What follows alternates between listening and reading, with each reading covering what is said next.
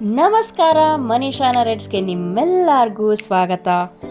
ಭಾಳ ದಿವಸದಿಂದ video upload ಮಾಡೋಕ್ಕಾಗಿಲ್ಲ ಕಾರಣಾಂತರಗಳಿಂದ. ಆದ್ರೆ ಇವತ್ತಿನ ಎಪಿಸೋಡ್ ಏನದಲ್ಲ, ಒನ್ ಆಫ್ ಮೈ ಫೇವ್ರೇಟ್ಸ್ ಅಂತಲೇ ಹೇಳ್ಬೋದು. ಯಾಕಂತಂದ್ರೆ ನಾವು ಹೋಗಿದ್ದು ನನ್ನ ಡಿಗ್ರಿ ಫ್ರೆಂಡ್ಸ್ ಜೊತೆ.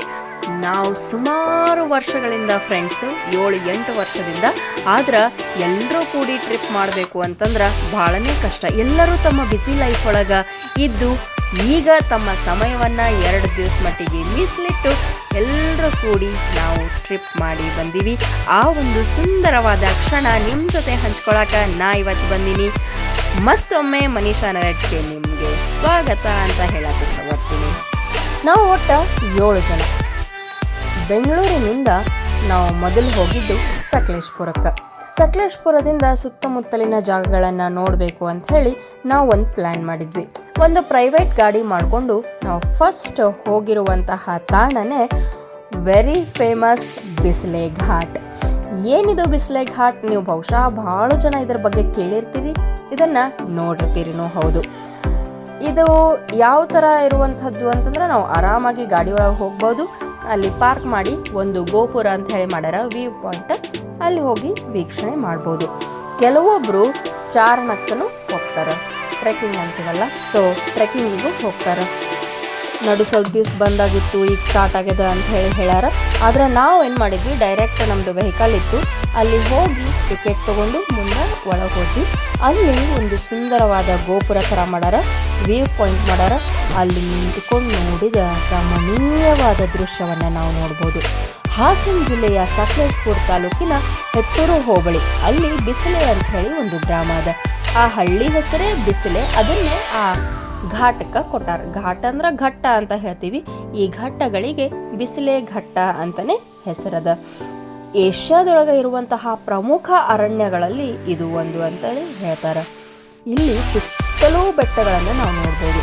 ಕುಮಾರ ಪರ್ವತ, ಪುಷ್ಪಗಿರಿ, ಎಣ್ಣೆಕಲ್ಲು, ಪಟ್ಲ, ದೊಡ್ಡ ಬೆಟ್ಟ, ಕನ್ನಡಿ ಕಲ್ಲು, ಹಿಂಗೆ ಬಹಳಷ್ಟು ಬೆಟ್ಟಗಳು ಇಲ್ಲಿ ಸಾಲು ಸಾಲಾಗಿ ಅದಾವೆ.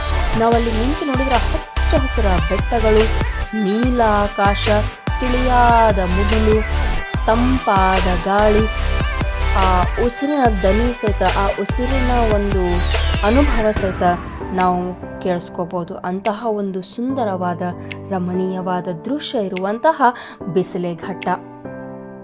ಸ್ವಲ್ಪ ನೀವು ನಸುಕಿನೊಳಗೆ ಹೋದ್ರೆ ಫುಲ್ ಮಂಜು ವಾತಾವರಣ ಇರ್ತದೆ. ಆ ಮಂಜನ್ನು ನೀವು ಅಷ್ಟೇ ಅನುಭವಿಸ್ಬೋದು. ಆದರೆ ಸ್ವಲ್ಪ ಅದು ಕ್ಲಿಯರ್ ಆಯಿತು ಅಂದ್ರೆ ಬೆಟ್ಟಗಳ ಒಂದು ಸಾಲು ಏನು ಕಾಣ್ತದಲ್ಲ, ಆ ಬೆಟ್ಟಗಳ ಸುಂದರವಾದ ಒಂದು ದೃಶ್ಯನೇ ಕಣ್ಣಿಗೆ ಕಟ್ಟದಂಗೆ ಆಗ್ತದೆ.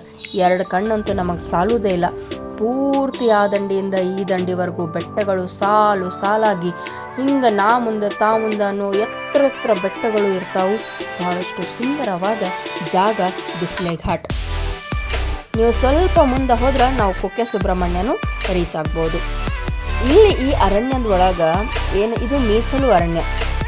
ಈ ಅರಣ್ಯದೊಳಗೆ ತೇಗ, ಬೀಟೆ ಇಂಥವೆಲ್ಲ ಬಹಳಷ್ಟು ವ್ಯಾಲ್ಯೂಯೇಬಲ್ ಟ್ರೀಸ್ ಅಲ್ಲಿ ಸಿಗ್ತಾವಂತ. ಬಹಳಷ್ಟು ಮಹತ್ವ ಇರುವಂತಹ ಒಂದು ಮರಗಳು, ಗಿಡಗಳು, ಔಷಧಿಗಳು ಇಲ್ಲೆಲ್ಲ ಸಿಗ್ತಾವಂತ. ಹಾಗಾಗಿ ಇದು ಮೀಸಲು ಅರಣ್ಯ ಮಾಡ್ಕೊಂಡಾರ. ಮತ್ತು ಇಲ್ಲಿ ಬಹಳಷ್ಟು ಪ್ರಾಣಿಗಳೂ ಅದಾವಂತ. ಜಿಂಕೆ, ಕಾಡಹಂದಿ, ಎಮ್ಮೆಗಳು, ಆನೆಗಳು. ಅಲ್ಲಂತೂ ಕೆಲವೊಂದು ರೋಡ್ ಮೇಲೆ ಬೋರ್ಡ್ ಹಾಕ್ಬಿಟ್ಟಾರ, ಇಲ್ಲಿ ಆನೆಗಳು ಓಡಾಡ್ತಾವೆ, ಹುಷಾರಾಗಿ ಹೋಗ್ರಿ ಅಂತ ಹೇಳಿ. ಹಾಗಾಗಿ ಗಾಡಿಯಿಂದ ಬಹಳಷ್ಟು ಜನ ಇಳಿಯುವುದು ಇಲ್ಲಿ ಭಾಳ ರೇರ್. ಕೆಲವೊಬ್ಬರು ವೀವ್ ಸೈಟ್ ನೋಡಾಕ ಅಥವಾ ಫೋಟೋಸ್ ತಗೊಳಕ ಅಂಥೇಳಿ ಇಳಿತಾರೆ, ಬಟ್ ಡೇಂಜರಸ್. ನಾವಿಲ್ಲಿ ಯಾರಾದರೂ ಇಳಿಬೇಕು ಅಂತಂದ್ರೆ ಭಾಳ ಲಕ್ಷ್ಯ ವಹಿಸ್ಬೇಕು. ಬೆಟರ್ ನಾವು ಇಳಿಲೇಬಾರ್ದು ಗಾಡಿಯಿಂದ. ಸೊ ಸ್ವಲ್ಪ ಘಾಟ್ ಸೆಕ್ಷನ್ ಇರೋದ್ರಿಂದ ನಿಧಾನವಾಗಿ ಗಾಡಿಗಳು ಹೋಗ್ತಿರ್ತಾವೆ. ಹೊರತಾಗಿ ಇಲ್ಲಿ ಇಳಿದು ನಾವು ಫೋಟೋಸ್ ಅದು ತಗೊಳ್ಳೋದಿಲ್ಲ. ಯಾಕಂತಂದ್ರೆ ಆನೆಗಳು ಅಕಸ್ಮಾತಾಗಿ ಆಚೆ ಬಂದು ಅಂದ್ರೆ ಅಲ್ಲಿ ಜೀವ ಭಯ ಇರ್ತದೆ. ಹಾಗಾಗಿ ನೀವು ಯಾರೇ ಟ್ರಿಪ್ಪಿಗೆ ಹೋದ್ರೂ ದಯವಿಟ್ಟು ಗಾಡಿಯಿಂದ ಕೆಳಗಿಳಿದು ಫೋಟೋಸ್ ತಗೊಳ್ಳೋದು ಎಲ್ಲ ಮಾತಾಡ್ರಿ. ಆರಾಮಾಗಿ ಈ ವ್ಯೂ ಪಾಯಿಂಟಿಗೆ ಬಂದು, ಬಿಸಿಲೆ ಘಾಟಿಗೆ ಬಂದು ಅಲ್ಲಿ ಎಷ್ಟು ಬೇಕಾದಷ್ಟು ಫೋಟೋ ತಗೋರಿ. ಅಲ್ಲಿ ಪ್ರೊಟೆಕ್ಷನ್ ಅದ, ಮತ್ತು ಫುಲ್ ಜಾಳಿಗೆ ಹಾಕ್ಯಾರ. ಆಮೇಲೆ ಅಲ್ಲಿ ಒಳಗೆ ಹೋಗಾಕ ಗೇಟ್ ಅದ, ಎಲ್ಲನೂ ವ್ಯವಸ್ಥೆ ಅದ. ಒಳಗೆ ಶೌಚಾಲಯ ವ್ಯವಸ್ಥೆನೂ ಅದ. ಹಾಗಾಗಿ ನಿಮಗೆ ಪೂರ್ತಿ ಸೇಫ್ ಇರುವಂತಹ ಜಾಗ ಇದು. ಇಂಥ ಒಂದು ಸ್ವಚ್ಛಂದ ಪರಿಸರದೊಳಗೆ ನಾವೆಲ್ಲ ಸ್ನೇಹಿತರು ಒಂದಷ್ಟು ಒಳ್ಳೆ ಸಮಯವನ್ನು ಕಳೆದ್ವಿ, ಫೋಟೋಸ್ ತಕ್ಕೊಂಡ್ವಿ, ಹರಟೆ ಹೊಡೆದ್ವಿ, ಮಜಾ ಮಾಡಿದ್ವಿ. ಈಗ ನಾವು ಮುಂದಿನ ಜಾಗಕ್ಕೆ ಹೋಗ್ತಾ ಇದ್ದೀವಿ. ಯಾವ ಜಾಗ ಏನು ಅಂತ ಹೇಳಿ ನಾನು ನಿಮಗೆ ತಿಳಿಸ್ಕೊಡ್ತೀನಂತ ಆದ್ರೆ ಮುಂದಿನ ವಿಡಿಯೋ ಒಳಗೆ. ಹಾಗಾಗಿ ಒಂದು ಸ್ವಲ್ಪ ಕಾಯಿರಿ ಅಂತ ಹೇಳ್ತಾ ಮುಂದಿನ ಸಂಚಿಕೆ ಒಳಗೆ ಸಿಗೋಣಂತ. ನಮಸ್ಕಾರ.